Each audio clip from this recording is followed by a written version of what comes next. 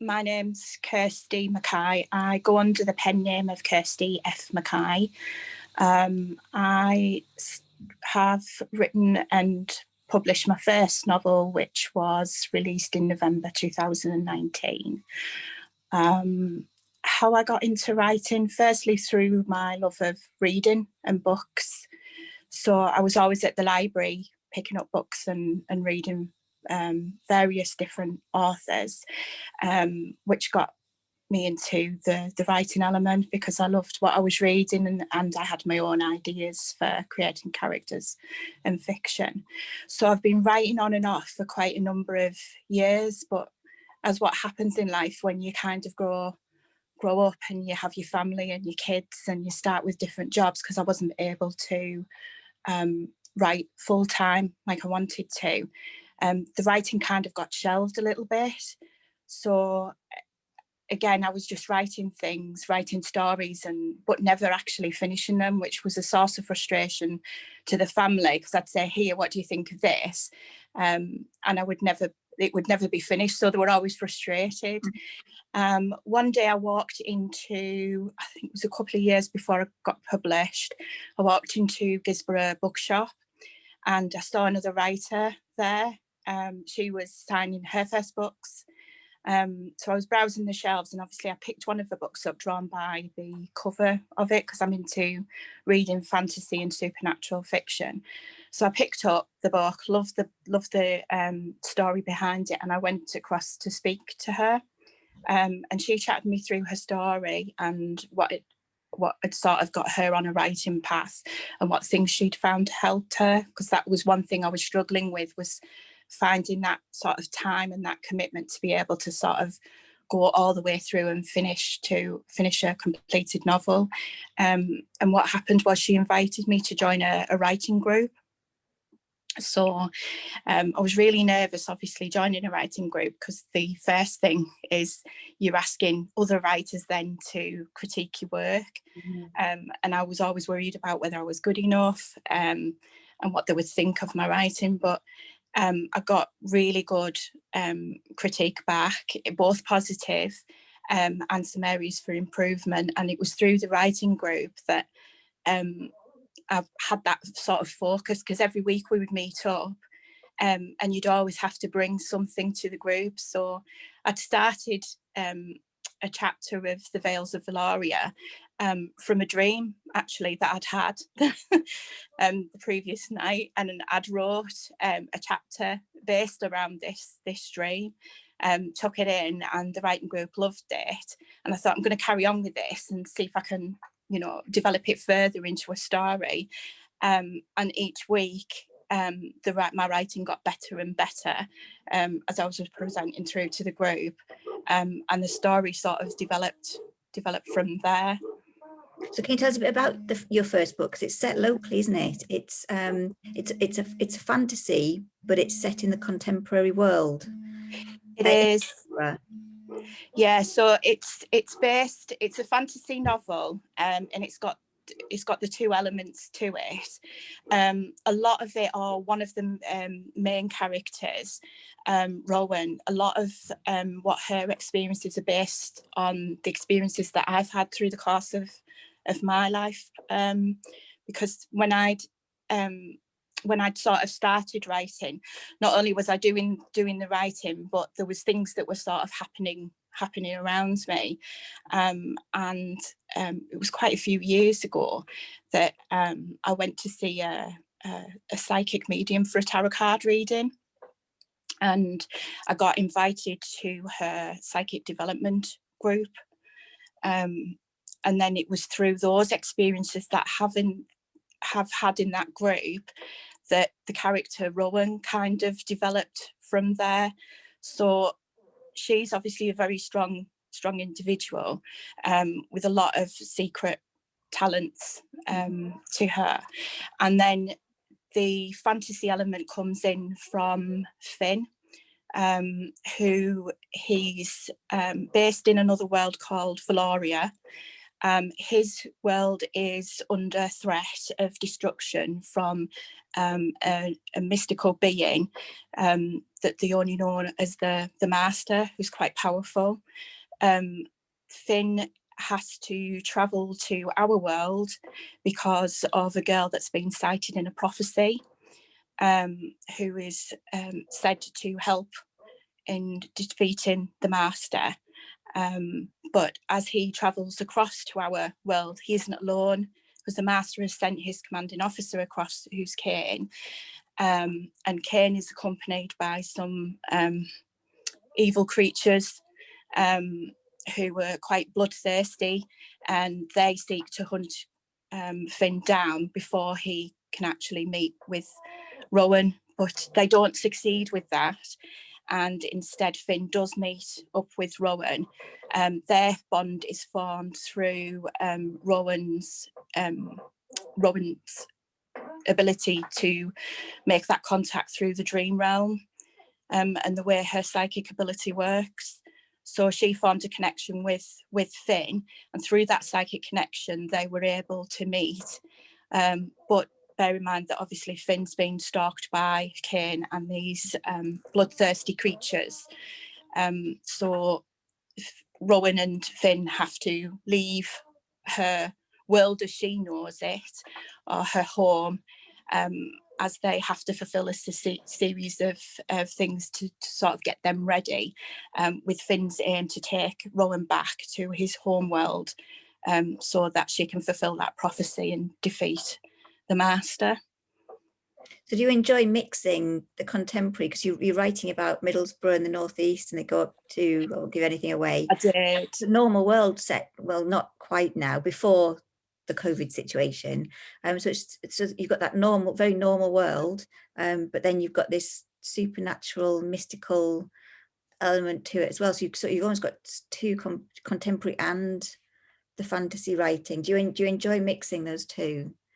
I do. I do enjoy that. It's a bit of a break, because I think for us all, we sort of all go through those mundane jobs, and you're raising your family and everything. And I'm not saying that's boring in any way, because I've enjoyed obviously raising my children and that.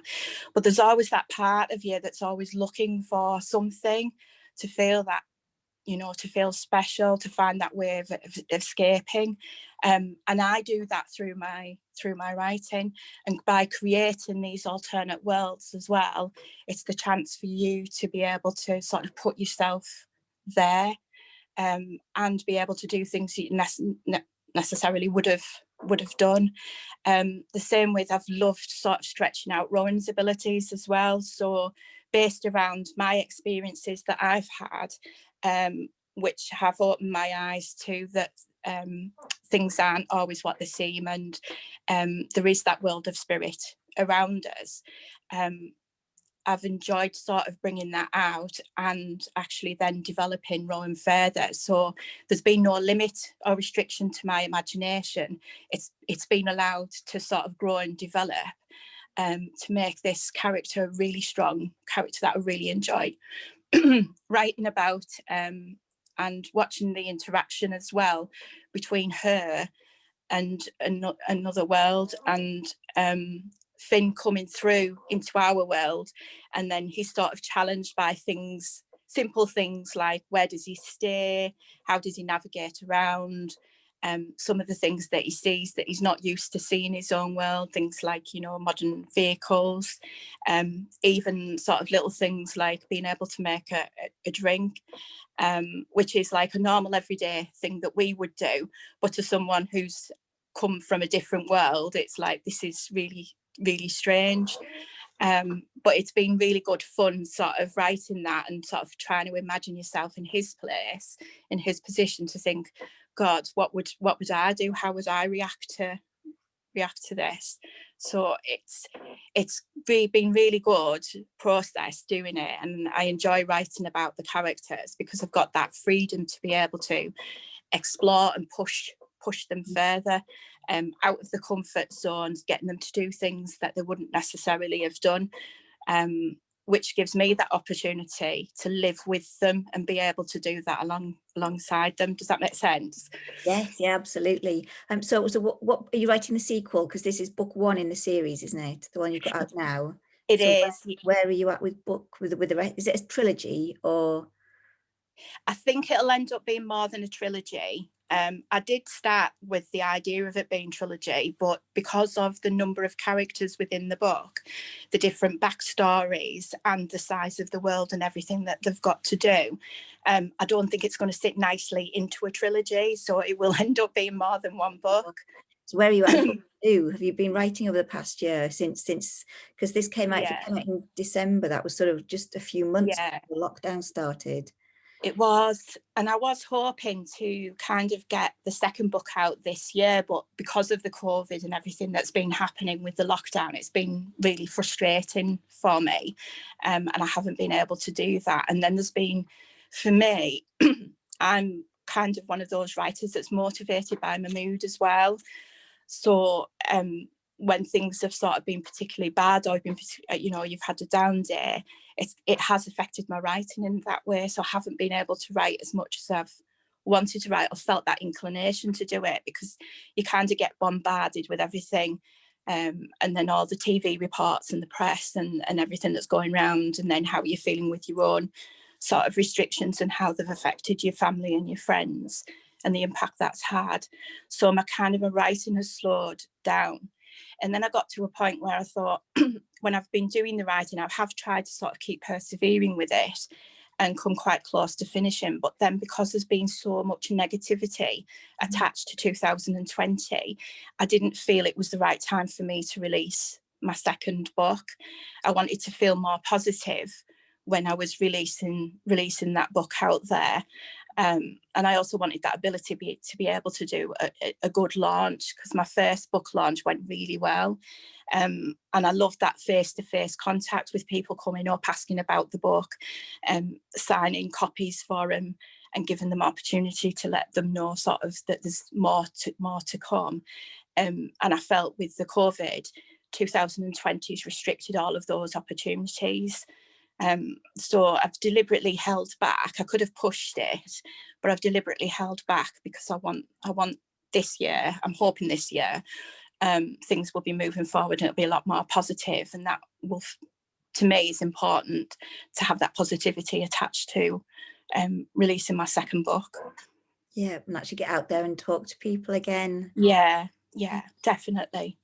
Okay, brilliant. So what's next? So presumably it'll be the next one. So if your second one, you're just about to launch at some point, hopefully this year. Yeah. Are you then jumping straight onto book 3 in the series? Yep, I've already got ideas in my head for the cover and the storyline for book 3. Book 2 was pretty much near completion. I've had a few more dreams with some ideas and things, so I've wanted to introduce them because I thought they'll do stories. I do have really weird dreams, but they do help with I think it's whether it's my imagination, but they do help in terms of the story. And there was things that I thought what I was dreaming about, I thought this was really important to set sort of the contents of the book and moving forward. So I'm doing a little bit of tweaking to book 2. But what I'm hoping to do, sort of given how things are working with the COVID timeline, I'm kind of hoping to be able to launch book 2 by May, June at the latest. I'm also starting book 3 as well.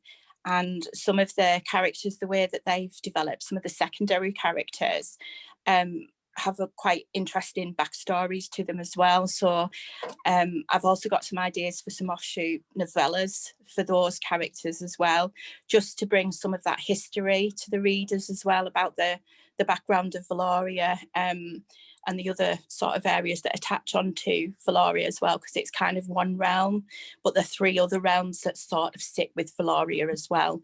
So I'm wanting to bring those out to readers and also give them that better understanding and background about some of the secondary characters, which again are really strong characters.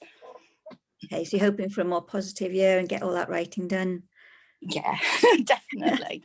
I felt more positive than I did last year, so I found myself naturally gravitating back to my writing, and then also I've been trying to promote book 1, so I joined a reading website that was good for me, because I was getting copies of books that I could review. Free copies of books. So again, with the reading lots as well, that helps with the inspiration, because you start getting ideas and looking at different ways that other people are writing. So I've been doing a lot of reading last year, and I'm still doing a lot of reading now. But what I have done is I've joined that website, and I've actually given other readers an opportunity to read my book for free. And again, I've received a lot of sort of positive feedback and comments from that, which has been a really big boost to my confidence as well as a writer. And again, it's given me that push and that incentive, because everybody's now desperate to get their hands on book too. So that's been really good. Okay, that's lovely. Thank you ever so much for joining us. And okay, I hope book 2 goes well, and really hopefully we'll be all out and about this year. Yeah, I hope so. Hey, it's lovely talking to you. All right, thanks, Jilly. Thanks. All right, thank you. Bye. Bye.